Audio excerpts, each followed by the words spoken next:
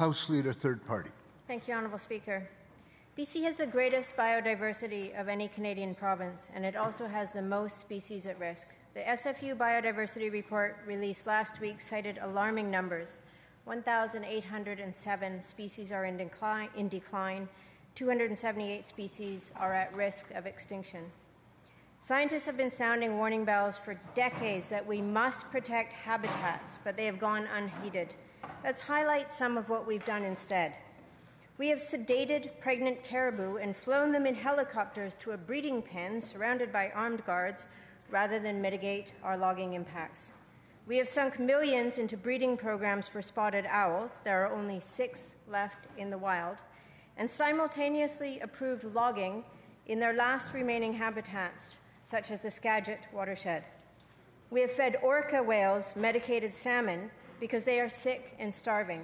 Now DFO is thinking about pumping hatchery Chinook into BC rivers that are too hot, too polluted, too developed, and too overfished to support wild populations. My question through you, Honourable Speaker, is to the Minister of Environment and Climate Change. We have gone to extremes and extremely expensive measures to protect species in BC. Would it not be more effective to focus efforts on protecting their habitats and the ecological systems that support them? Minister of the Environment and Climate Change Strategy.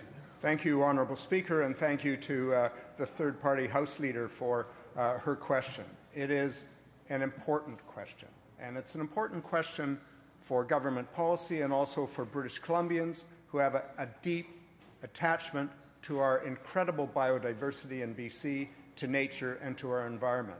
Whether it's orcas, whether it's grizzlies, whether it's caribou, people in BC know that they have irreplaceable biodiversity that's important not just for us and our identity, but for Canada. That's why, Honourable Speaker, we have begun to take measures in consultation with communities, with Indigenous people, and with British Columbians to reverse the many, many years when the former government had an opportunity to bring in species at risk law and simply failed to do so.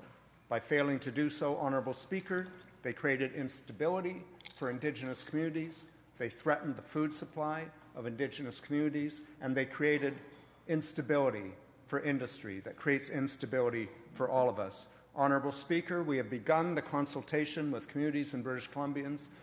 We look forward to working with all members of this legislature and all members who wish to work with us to protect species at risk in doing just that in the months to come.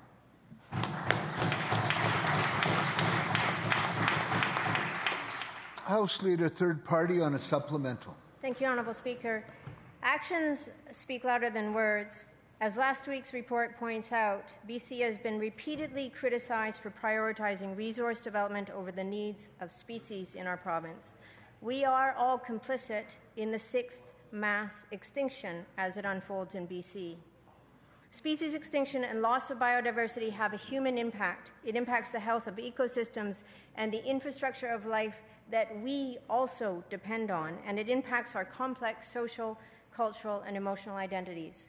Through you, Honourable Speaker, to the Minister of Environment and Climate Change, we have the responsibility to act as stewards not only for animal species but for future generations, some of whom are in the gallery today. With so much on the line beyond consultation, what immediate steps is the Minister taking to prevent further species decline in BC? Minister of the Environment and Climate Change Strategy. Thank you, Honourable Speaker, and again I thank the member for her passion on this issue, for raising this important issue in this legislature. I have outlined some of the reasons that protecting species at risk are important to all British Columbians, why it's important to Indigenous communities, why it's important to the biodiversity that we're trying to protect for the planet.